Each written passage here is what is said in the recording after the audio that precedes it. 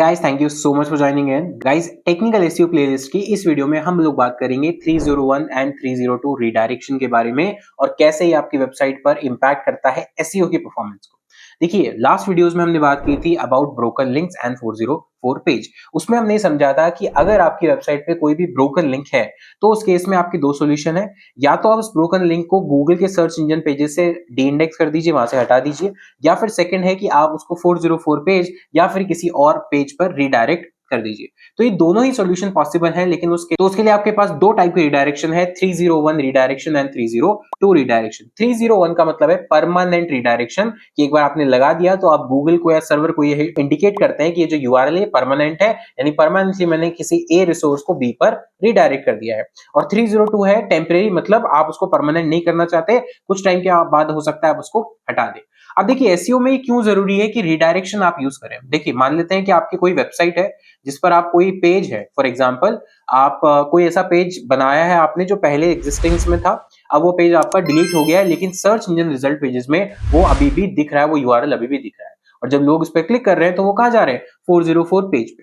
तो 404 पेज पे भेजने से बेटर प्रैक्टिस ये है कि आप उसे किसी अपने पेज पर रिडायरेक्ट कर दें, मान लीजिए होम पेज पर या किसी और सिमिलर सर्विस पेज पर, ब्लॉग पेज पर, कहीं भी, ताकि यूजर को क्या मिले, कुछ कंटेंट मिले। ब्रोकन हो गया कोई बात नहीं, पर रिडायरेक्ट आप कर सकते हैं। और दूसरी कंडीशन होती है कि मान लीजिए आपने वेबसाइट ही चेंज कर दी, जैसे फॉर एग्जांपल अभी ट्विटर के केस में आपने देखा होगा कि जब पहले ट्विटर वेबसाइट का नाम हुआ करता था तो उसका यूआरएल क्या था? twitter.com। यानी जब आप twitter.com पे डालते थे तो वो क्या होता था? twitter.com खुलता था कुछ इस तरह से, https://। लेकिन अब आज के केस में अगर twitter.com को मैं एक्सेस करने की कोशिश करूं, यानी लॉग इन टू ट्विटर पे क्लिक करूंगा, तो यहाँ पर देखेंगे कि आप ट्विटर नहीं खुलेगा, क्या खुलेगा? x.com खुलेगा। क्या खुलेगा? x.com खुलेगा।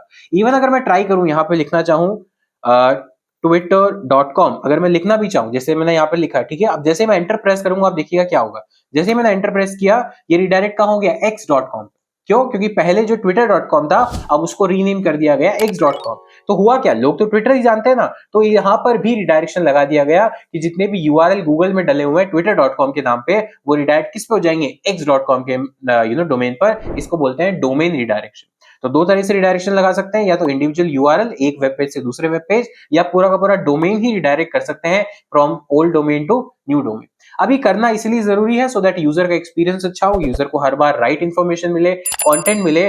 तो आप इसको कर कैसे सकते हैं? उसके लिए अगर आपकी वर्डप्रेस की वेबसाइट है तो बहुत ईजी है, प्लगइन से हो जाएगा, जो मैं आपको बताने वाला हूं। और अगर आपकी कोडिंग वेबसाइट है तो इसके लिए आपको डेवलपर की नीड पड़ेगी।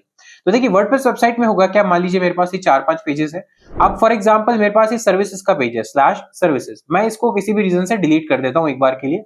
तो मैं आता हूं वर्डप्रेस डैशबोर्ड में, पेजेस पे जाता हूं और सर्विसेज के पेज को डाल देता हूं ट्रैश में। यानी यहाँ पर मैं डाल देता हूँ सर्विसेज के पेज को ट्रैश में यहाँ पर, ठीक है। तो अब जब वेबसाइट ये खुलेगी, यानी सर्विसेज का पेज मैं एक्सेस करने की कोशिश करूंगा, तो ये 404 पेज पर चला जाएगा। यानी अगर मैं यहाँ पे डालूं /सर्विसेज, ठीक है, तो अब होगा क्या, ये दिखाएगा 404 एरर, करेक्ट। तो अब मुझे इसको रिडायरेक्ट करना है लेट्स से होम पेज पर। तो मैं इसके लिए क्या करूंगा, पेजेस पे आऊंगा, क्लिक करूंगा, प्लगइन्स पे क्लिक करूंगा, ऐड न्यू प्लगइन, और यहाँ पे एक सिंपल सा प्लगइन हम सर्च करेंगे, 301 रिडायरेक्शन। 301 रिडायरेक्शन में सर्च करूंगा, और सर्च करने के बाद, स्पेलिंग गलत हो गई, रिडायरेक्शन में सर्च करूंगा।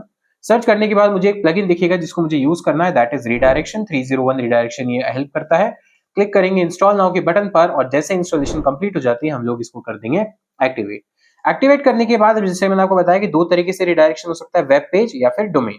तो वेब पेज को, जैसे सर्विसेज पेज को मुझे होम पेज पे करना है, तो इसके लिए मैं अब टूल्स में आऊंगा, यहाँ पे रिडायरेक्शन पे क्लिक करूंगा, और जो भी इसका सेटअप है उसके लिए एक बार इसको start setup, continue, finish setup, इस तरह से कंटिन्यू कंटिन्यू कर देंगे, और थोड़ा सा विद इन 1 और 2 सेकंड्स में एक डन हो जाएगा, रेडी टू बिगिन। इसके बाद मुझे आना है रिडायरेक्शन पर।